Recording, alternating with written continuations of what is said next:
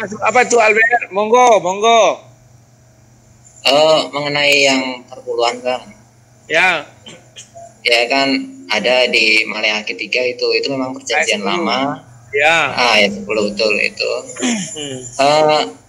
Tuhan juga diskusikan pernah bilang itu kalau Tuhan sendiri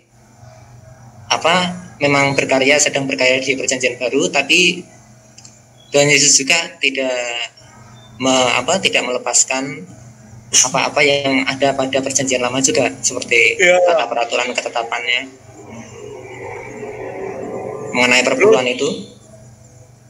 Oke, ku jawab langsung ya. Termasuk Maleakhi itu? Ya, jawab langsung ya. Yesus tidak pernah membatalkan perpuluhan. Kenapa aku bilang tidak pernah membatalkan perpuluhan? Karena Yesus adalah orang Yahudi.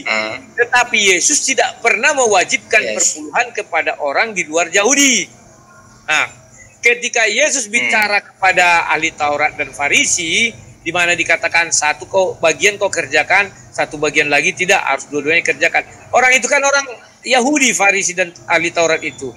Maka mereka harus melaksanakan yang namanya perpuluhan. Perpuluhan itu adalah untuk diterima orang Lewi dan dibawa ke bait Allah, itu sesuai Maleakhi 3 ayat 10. Maka dari itu, setelah Rasul Paulus datang, keluarlah Ibrani 7 ayat 5 sampai 6. Di situ jelas dikatakan bahwa yang menerima perpuluhan itu Lewi sesuai hukum Taurat.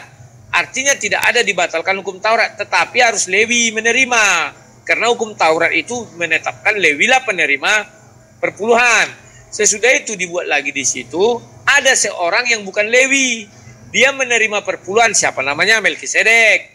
Dan ada seorang yang bukan keturunan Israel. Kan perpuluhan itu untuk keturunan Israel yang 12 itu. Yang 11 mengasih perpuluhan.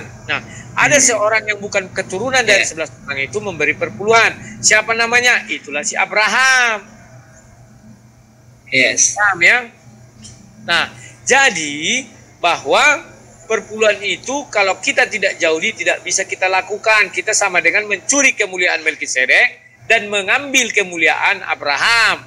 Bagi pemberi perpuluhan, kalian selevel Abraham. Bagi penerima perpuluhan, kalian selevel Melkisedek. Ada lagi?